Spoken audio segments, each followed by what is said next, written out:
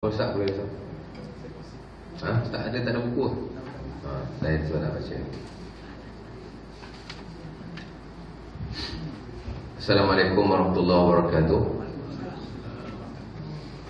Alhamdulillah nasta'inuhu wa nastahdihi wa nastaghfiruh wa na'udzu billahi min shururi anfusina min sayyiati a'malina may yahdihillahu fala mudilla lahu wa may yudlil fala hadiya lahu.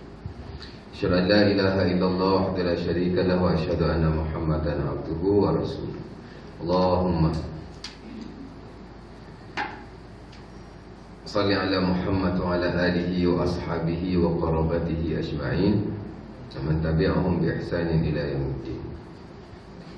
Pertama kali bersama-sama kita memanjatkan kesyukuran kehadrat Allah Subhanahu wa taala kerana dengan lipat kurnianya dapat sama-sama kita menunaikan sembahyang maghrib secara berjemaah, dan kemudian dapat sama-sama kita mengisi masa kita pada malam ini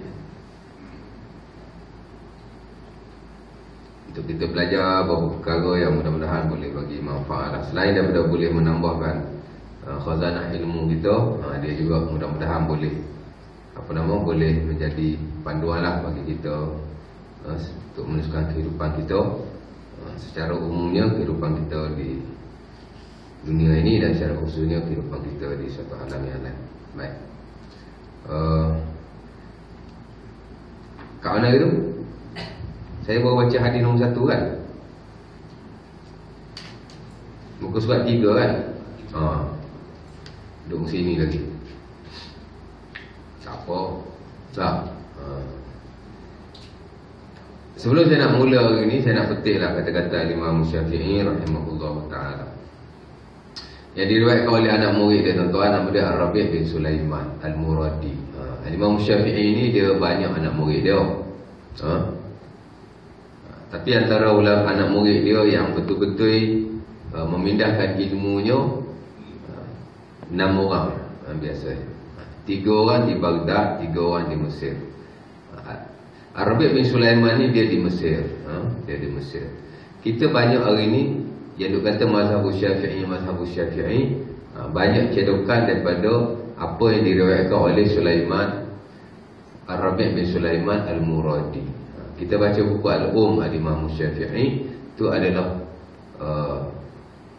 fiqh atau ibadah Imam Syafi'i yang banyak diriwayatkan oleh Imam Ar-Rabi' bin Sulaiman. Walaupun ada lagi lah periwayat anak murid dia yang lain, tapi sebahagian besar daripada beliau. Sebab tu kita tak pelik.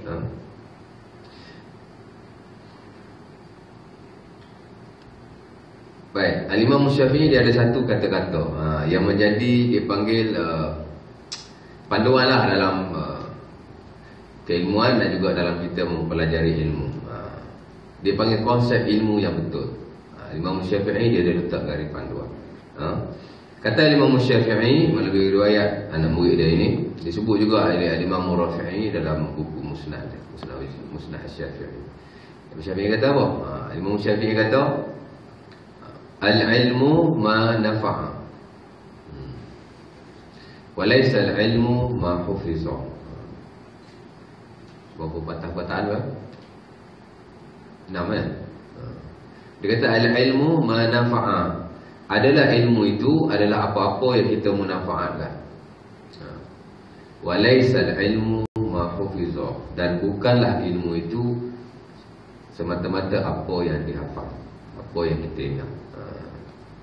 Kita duk belajar hari ni, apa yang ada dalam buku ustaz baca, ustaz hurai, tuan-tuan dengar.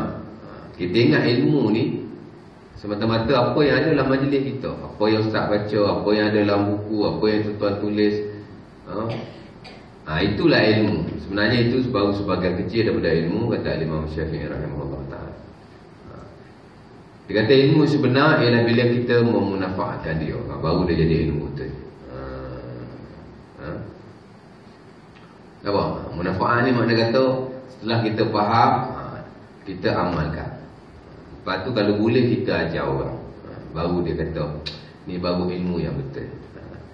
Dia bertepatan juga apa yang Nabi sebut dalam beberapa riwayat, antaranya riwayat Al-Imam Al-Khatibul Baghdadi dalam buku dia Tarikh Baghdad yang diriwayatkan oleh Jabir radhiyallahu taala. Sama juga Nabi cakap lebih kurang. Nabi kata ada ilmu, ilman. Nabi kata ilmu ni ada dua bahagi, ada dua konsep. Satu ilmu Nabi kata ilmun ala lisan, ilmu yang duduknya atas lidah. Apa yang ada dalam buku Ustaz boleh baca, dah Ustaz ajar. Itulah satu bentuk ilmu Nabi kata. Apa yang tuan-tuan dengar, apa yang kita kongsikan, Nabi kata itu satu bentuk ilmu. Dia panggil ilmu di atas lidah. Nabi kata fadzalika hujjatullah ala ibni Adam. Itu baru satu bentuk hujjah Allah Taala di atas anak Adam. Kan? Ayat Quran yang kita baca, hadis yang kita urai, maklumat daripada ulama yang kita kupaskan. Itu dia sebahagian daripada ilmu. Di luaran. Lepas tu Nabi kata wa ilmun fil jinan. Dulu yang kita baca hadis nombor 1 tu, Ustaz kata seabdal amalan ialah beriman kepada Allah Taala. Ustaz urai iman ada 3. Pertama ikrar dengan lidah, kedua tasdik dengan jinan. Iqrarun bil lisan, tasdiqun bil jinan, al-amalu bil arkan. Kan? Ingat lagi? Nama dah 2-3 kuliah yang dulu lah. Ustaz cedok daripada Imam Al-Baiduri. Jinan, mana jinan? Jinan ni hati. Nabi kata satu lagi bahagian ilmu. Nabi kata wa ilmun fil jinan. Yang duduk dia ialah di dalam hati-hati manusia. Apa yang kita kongsi ni tuan-tuan, dia baru luaran. Dan dia boleh dikira betul-betul ilmu kalau dia ni terkesan pada hati tuan-tuan. Masuk duduk menyerap dalam hati kita, lepas tu kita rasa nak buat. Tu baru jadi ilmu betul.